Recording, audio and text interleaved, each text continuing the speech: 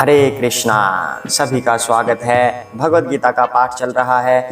बहुत ही सुंदर ज्ञान भगवान श्री कृष्ण दे रहे हैं, क्योंकि यह अध्याय 4 है और इसका नाम ही दिव्य ज्ञान है। तो भगवान कर्म योग के बाद अब ज्ञान के बारे में बता रहे हैं।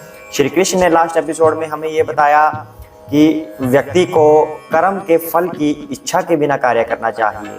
जो भी वह कर्म करता है, पुण्य कर्म जो भी करता है, उसका फल भगवान को समर्पित कर देना चाहिए। उसके बाद भगवान कहते हैं कि वह सदैव संतुष्ट रहता है। वह सिर्फ अपने निर्वाह के लिए कार्य करता है, किसी वस्तु के प्रति स्वामित्व वो अपना नहीं जगाता। ऐसा व्यक्ति हमेशा भगवत धाम को प्राप्त करेगा और कर्म फलों के बंधनों से मुक्त रहेगा। अब आगे करते हैं। हरे कृष्णा। यदृच्छालाभ संतुष्टः द्वंद्व अतीतः विमत्सरः समसिद्धो असिद्धौ च कृत्वापि न निबध्यते। हरे कृष्णा।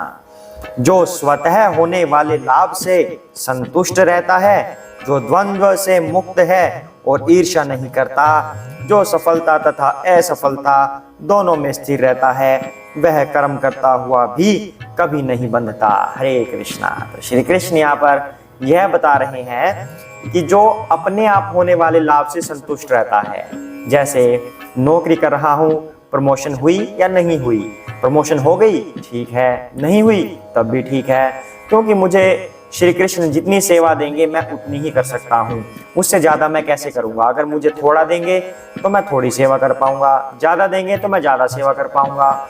ऑटोमेटिकली ये कृष्ण पर है, मुझे क्या है इससे। तो इस तरह से इंसान संतुष्ट रहता है, जो मिल गया वो सही है। उसके बाद जो द्वंद्व से मुक्त है, द्वंद्व मतलब ड्युअलिटी, मतलब दो तरह की भावनाएं, हानि लाभ, भय अभय, यश अपयश, दुख सुख। इस तरह इस ड्युअलिटी में जो नहीं फंसता, जो द्वंद्व से मुक्त रहता है, वह क्या होता है, वह ईर्ष्या से भी मुक्त रहेगा। जिसके अंदर सुख दुख की भावना ही नहीं रही कि जो है वो ठीक है, जो दिया है वो कृष्ण ने दिया है, तो वो दूसरों से ईर्ष्या भी क्यों करेगा। ईर्ष्या में क्या होता है, उसके पास इतना सारा है, मेरे पास इतना सा है, उसने इतना काम कर लिया, उसकी नौकरी इतनी बड़ी हो गई। इस तरह से उसके अंदर ईर्ष्या का भाव जागृत होता है। भगवान कह रहे हैं जो द्वंद्व से मुक्त है वो ईर्ष्या से मुक्त है, और जो ईर्ष्या से मुक्त है उसे सफलता और असफलता के बारे में कोई चिंता नहीं।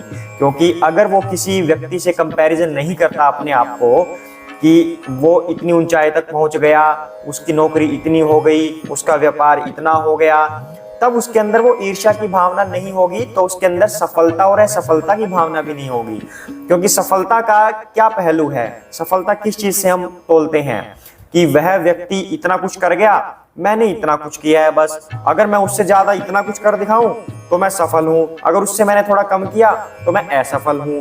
ऐसे ही तो हम देखते हैं सफलता असफलता को।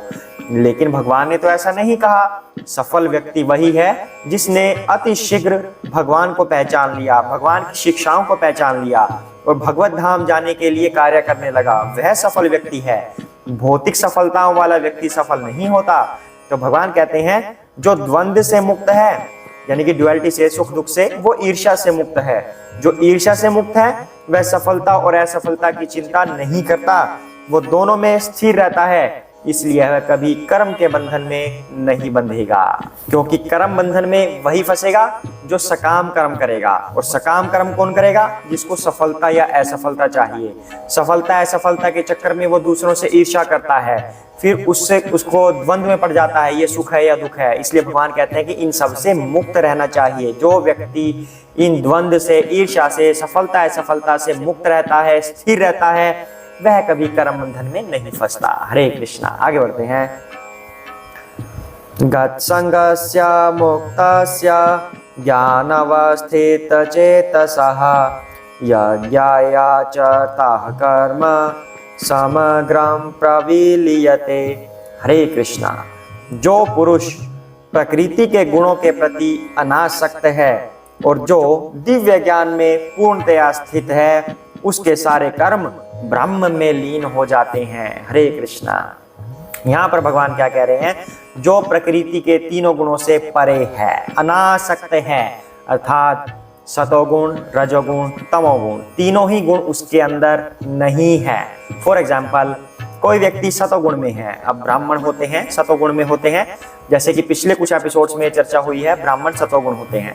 ब्राह्मण के अंदर सतोगुण होता है, लेकिन वो सतोगुण करते करते उसके अंदर कहीं ना कहीं अहंकार आ सकता है कि मैं भगवान का भक्त हूँ, ये सब लोग नीचे हैं, मैं उच्चतम हूँ, ऐसा हो सकता है। अक्सर नहीं होता लेकिन ऐसा हो सकता है। तब उसके अंदर तमोगुण वाला प्रभाव आ जाता है, यानी कि सतोगुण भी अच्छा नहीं है।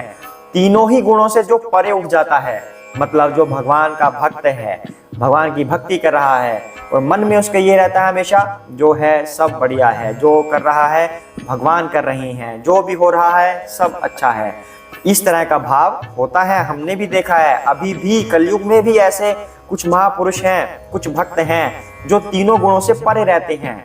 तो जो हो रहा है अच्छा हो रहा है, वो किसी भी चीज में अपना इंटरफेरेंस नहीं दिखाते, किसी भी चीज में अपना प्रभाव नहीं दिखाते। भगवान की भक्ति कर रहे हैं, ठीक है, यह मेरा कर्तव्य है करना, कभी भी अहंकार का भाव नहीं आता।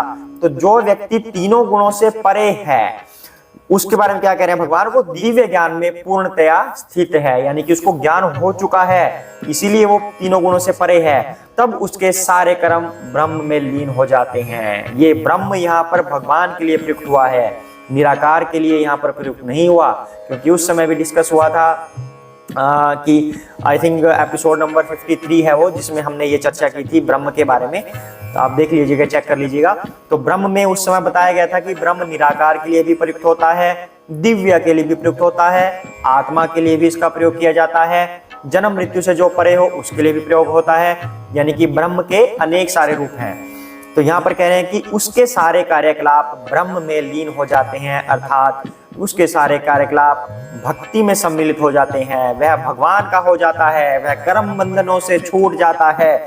जो व्यक्ति प्रकृति के तीनों गुणों से अनासक्त है, अर्थात उसके अंदर कोई भी गुण इनमें से नहीं है, उन सब से ऊपर है। और ये बात एपिसोड नंबर 46 में भी डिस्कशन हुई थी, जब ये बात थी कि हमें जो भी मिलता है वो हमारे कर्म से मिलता है या हमारी किस्मत से मिलता है। जो किस्मत होती है वो भी कर्मों के नियम पे चलती है, पुराने जो हमारे कर्म होते हैं पाप पुण्य वाले, उसके अकॉर्डिंग हमारी किस्मत बनती है, और प्रकृति के तीनों गुण उस किस्मत के अनुसार हमारे लिए फैसिलिटी प्रोवाइड करते हैं कि हम अब ये कर्म करें ताकि हमें वो फल मिल जाए।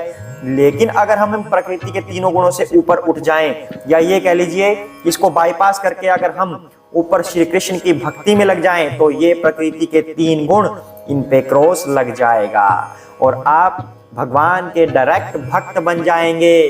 तब आप कर्म बंधनों से छूट जाएंगे, तब ये पाप पुण्य ये सब खत्म हो जाएगा और आप भगवत धाम जाने के अधिकारी बन जाएंगे, ऐसा यहाँ पर श्री कृष्ण कह रहे हैं। तो आज के लिए इतना ही करते हैं, सभी साथ में बोलेंगे जय श्री कृष्ण चैतन्य प्रभु नित्यानंद श्री अद्वैत गदाधर श्री वसादि गौर भक्त वृंदा।